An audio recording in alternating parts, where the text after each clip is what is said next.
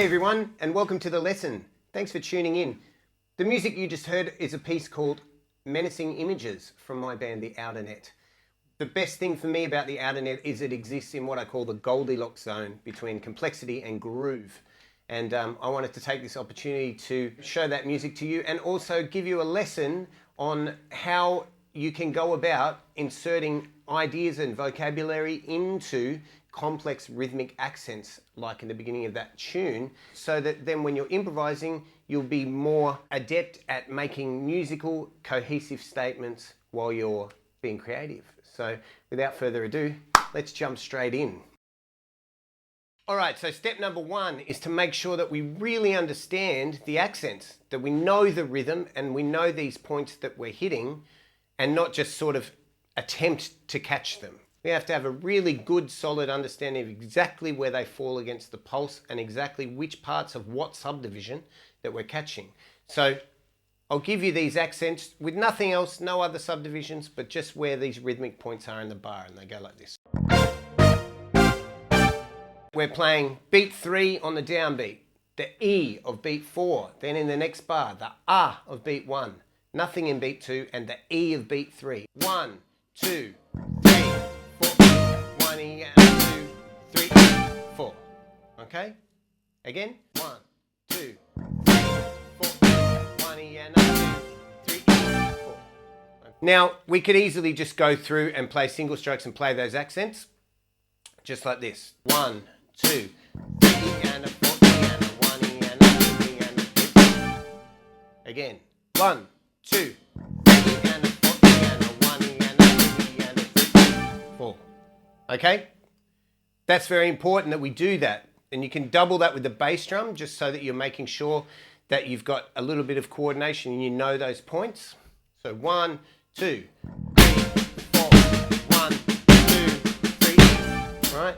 That's a good coordination exercise on its own. Now, in order to insert vocabulary, the next step that we need to take is to just have a look at the structure in a slightly different way. So what I've done for you in example 1 is to show you how many 16th notes there are between these accents.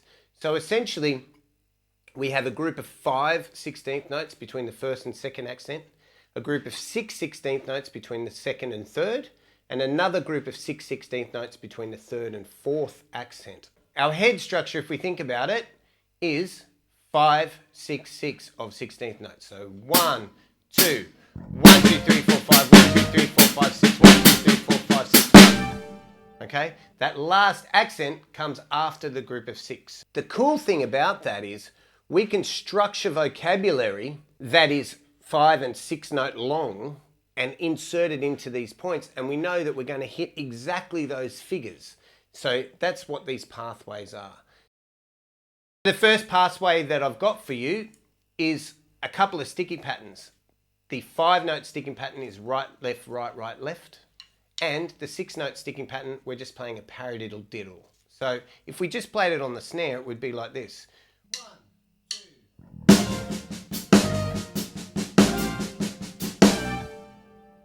Okay, now here, I'm just playing the bass drum with the accents and putting the right hand on the X hat. And this is what we end up with. 1, 2.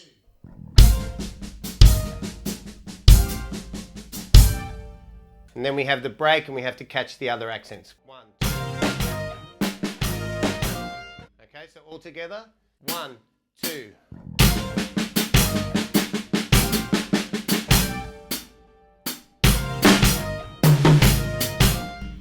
Okay, in context.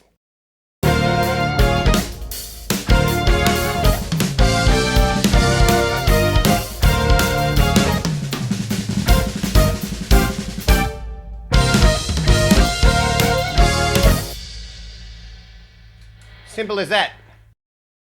Pathway number 2, we're going to insert the kick drum to create some linear ideas. So our 5-note phrase is going to be right, left, right, kick, kick. And then our 6-note phrase will be right, left, kick, kick. So 1, 5 and 2 6s. So just on its own, it's like this.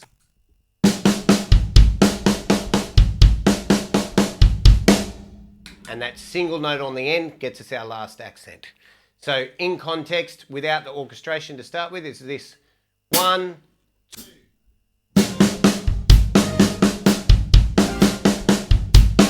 Then all we're doing is we're going to put the hand notes around the toms. So we've got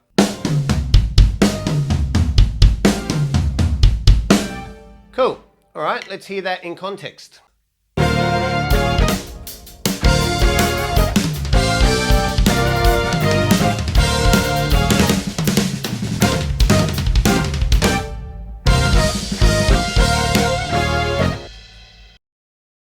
Okay, pathway number 3, something a little fun for you. I've given you a crossover between the hands on the toms. So we're going to start with our same 5-note pattern. Now, what we've done here is we've got a 7-note phrase and a 4-note phrase. And this is just to get a little bit of showbiz going on. So our 7-note pattern is right, left, right, kick, kick. And the way we're orchestrating that is to start out the same way, snare, tom 1 and the floor tom. The left hand comes to the floor tom, right hand crosses over, and then we play the 2 kick drums. So slowly.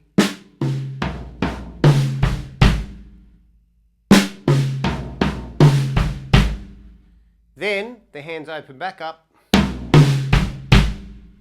and then we play floor and the snare. Okay, so all together, 1, 2.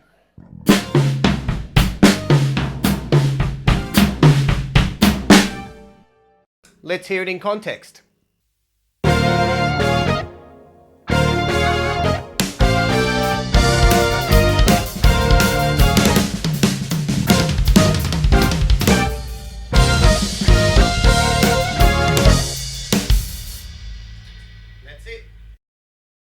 All right, pathway number 4 is fairly challenging. We're going to employ some fill-ins with the bass drum, which is a concept that I got from Virgil, and it's really fun and a bit of a coordination challenge. Sounds really cool. So what I've got here is a way to play through the accents into the latter half of the accents. Instead of stopping and then hitting those accents in the 3rd bar, we're actually going to play through and land on those accents as well. It sounds really cool because it's giving you a way to actually sort of springboard and connect the 2 phrases together in a way that doesn't sort of sound random. Anyway, here it is. So a good way to get into it that I've given you here is 4 singles with the hands and 4 singles with the feet. Then we're going to play 1 phrase of 5 between the left hand and the kicks.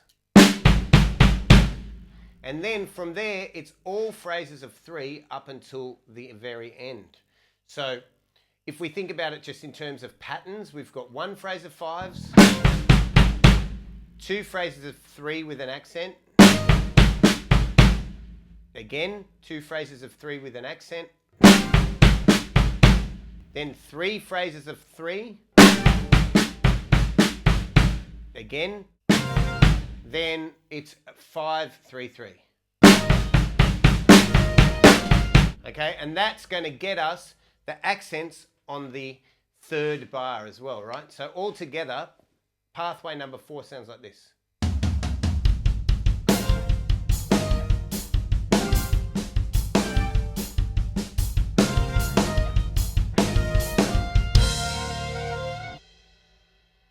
A little faster.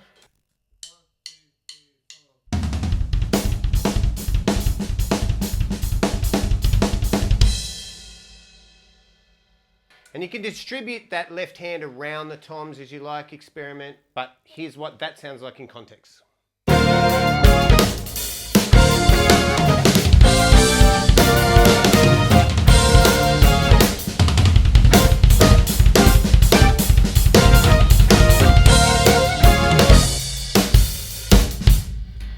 Okay, I like that one, it's fun.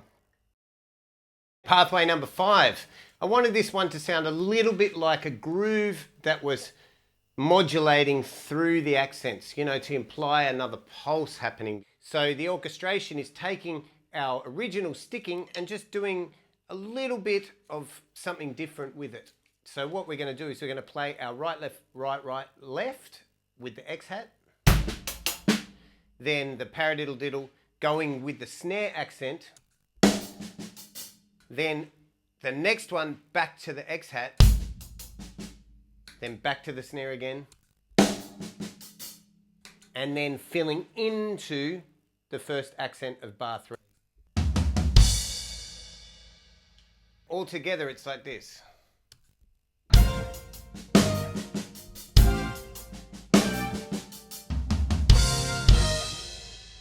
So up to speed. 1, 2.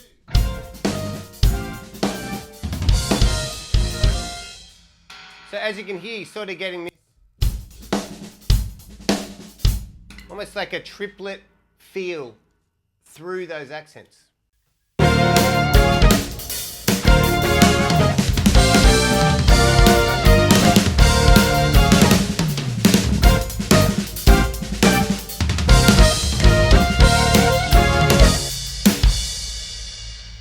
Yeah, I like that.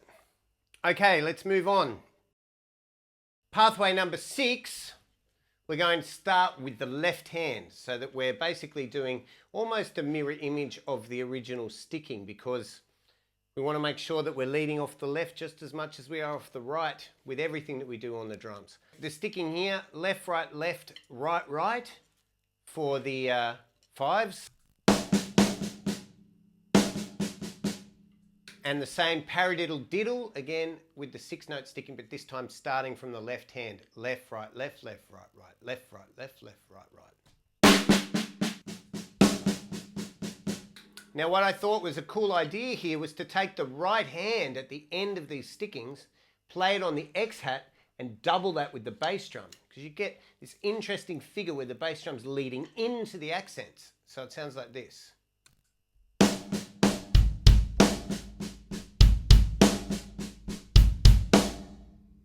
Okay, so it is a little bit of a coordination challenge, but it's worth the effort because it sounds musical. So up to speed a little bit more, sounds like this. 1, 2.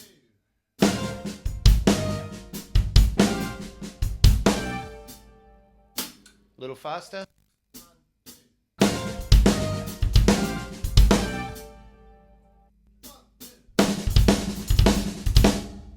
You could play it on a stack. 1, 2. You know, it's got a cool sort of, I don't know, it's got a cool thing. I like it. Anyway, let's listen to it in context.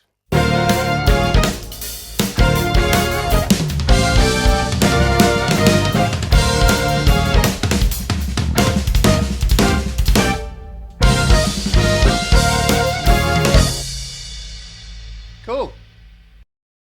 All right, so now we're at the end of this lesson. Here's number 7, which is very similar to the last one, except we're taking out the right hand. So what we've got is left, right, left, kick, kick, with the right hand on the floor tom. And then our 6-note pattern, we're going to play left, right, kick, kick, and the right hand's going to go from the floor tom to the X-hat, or your stack, if you like.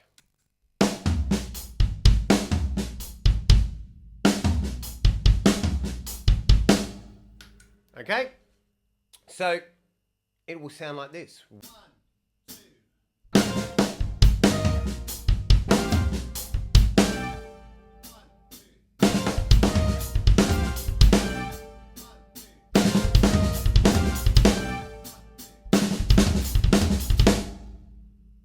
So because of that left leading, you're getting this inside figure of the upbeat 16th notes, and it sounds really cool. So again, you can get a lot of mileage just by changing orchestration on simple patterns. Let's have a listen to that in context.